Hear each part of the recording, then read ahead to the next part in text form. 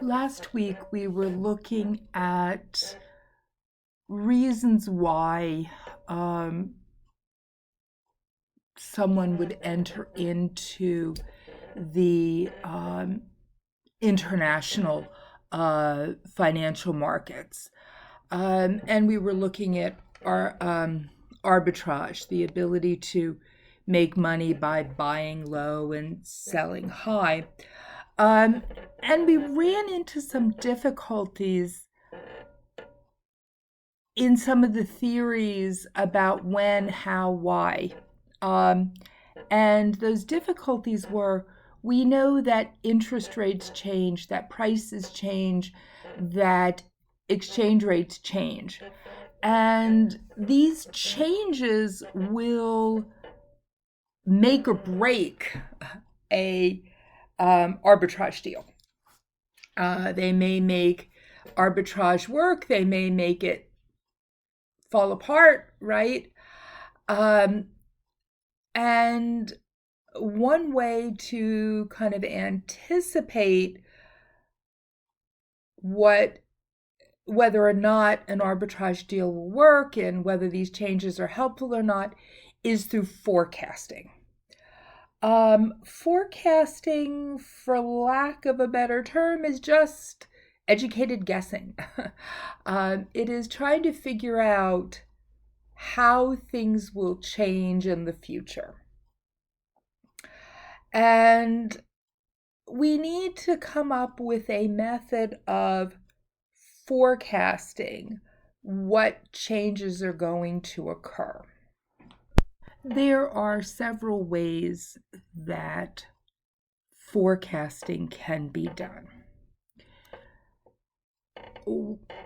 And the first one is technical forecasting, where you look back at historic data and you try to then see in the past when X has happened, exchange rates have changed by Y. All right, that type of a thing. You're looking for patterns and trends. All right. Now, this method of forecasting is fairly good in the short run. It doesn't allow us. Remember, when we talk about short run, we're talking about a time period less than a year. So in the next 6 weeks, the next 6 months, technical forecasting is probably fairly good at coming up with telling us approximately how exchange rates are going to change. Unfortunately, not very good in long run, anything a year or more. And that probably has to do with the fact that there's so many other things that are changing in a year, 5 years from now, 10 years from now, that it makes it really hard to technically forecast. The second type of forecasting is called fundamental forecasting. And this is where we look at relationships between different economic variables and exchange rates. This is very much that regression analysis for those of you who've taken statistics. That's what the kind of forecasting you're doing there. And it can include things like inflation rates, economic growth, income changes, all sorts of things, right? Now, for those of you who took statistics, we understand that there are limits to what we can do. Fundamental forecasting has a few limitations to it. We're uncertain as to the timing of the relationships between variables. is this something that's going to happen tomorrow? Is this something, is this a relationship where they change in 6 weeks? Whatever. Forecasts also, you need to have so many variables, and we're not necessarily certain about how you quantify some of those variables. It's for those of you who took statistics, remember going through this and trying to do a project and trying to figure out what variables are appropriate to use, and what measure do we use of those variables. Also, when we look at, if we're trying to forecast exchange rates, some currencies are more volatile than others. And how do you then add into your regression analysis this volatility? That's one of those things that's really hard to quantify. Another type of forecasting is what we call market-based forecasting. And these are forecasts that are based on either the spot rate or the forward rate. The spot rate is, what is the exchange rate currently? So the current value mirrors, to some extent, your expectations, right? So the current rate gets determined by what you've done in the past. So today, if you expect exchange rates to go down, maybe you're going to sell currency now so you can rebuy it later at a better rate. All right. So your expectations actually cause what you wanted to happen. So got to be careful with the spot rate. If the forward rate is lower than the expected spot rate, firms would buy a forward contract and sell currency when that contract expires. So which do you look at? Do you look at the forward rate? Do you look at the spot rate? You could also use a mixed forecasting, which is to use a combination of the three previous types of forecasting.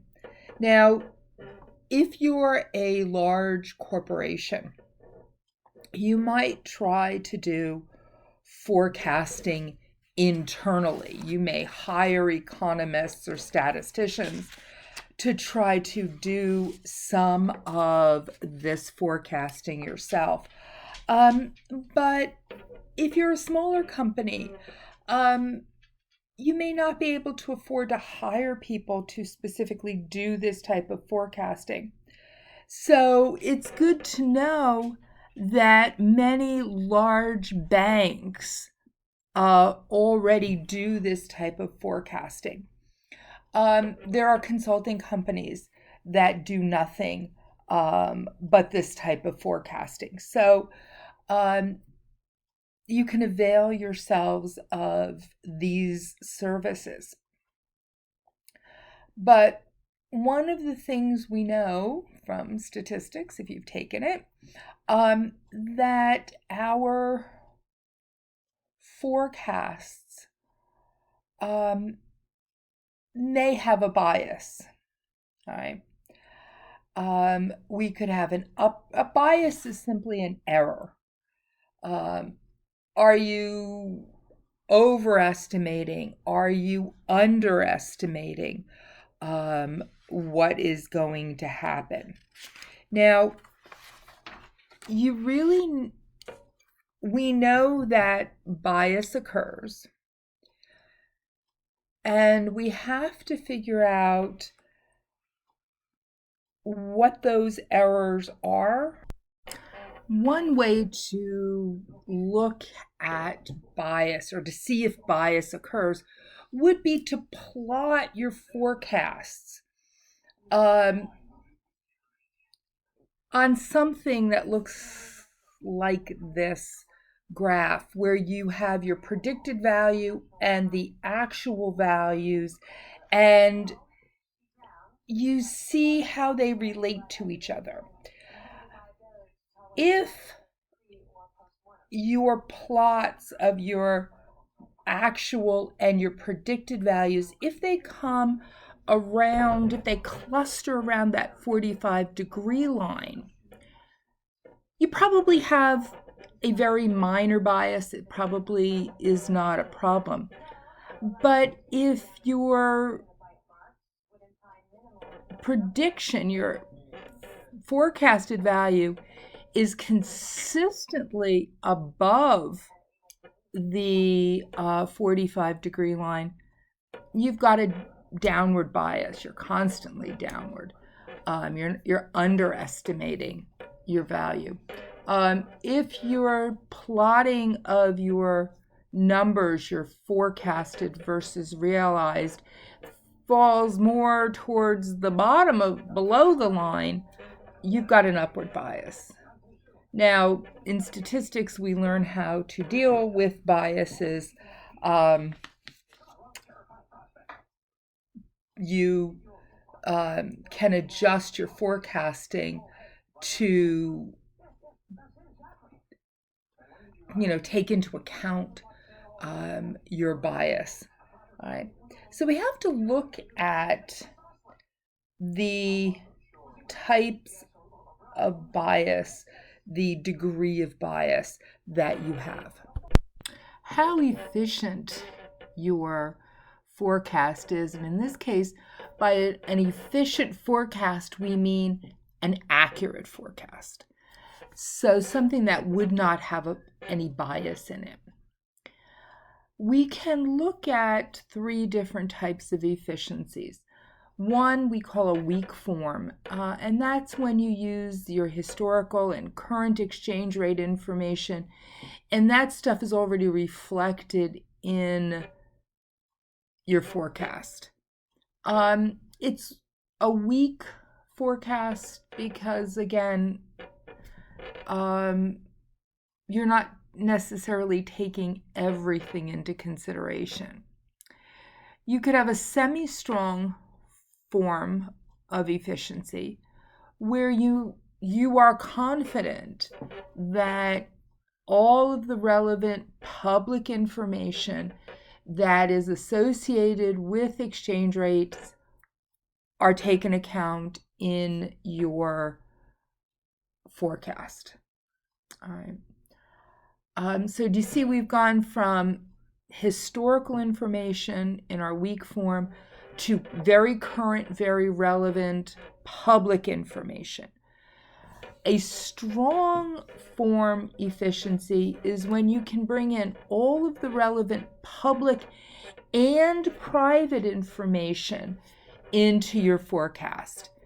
The problem is private information, things that are unique to businesses, may not be available to the public. So we may not be able to get all of the information that we need in order to properly forecast exchange rate changes. Now, is all of this concerned about forecasting really an issue? Right? Do we really need to concern ourselves not only with forecasting, but also with exchange rate fluctuations? Do they really matter? In our next lecture, we will look at whether exchange rate fluctuations really matter.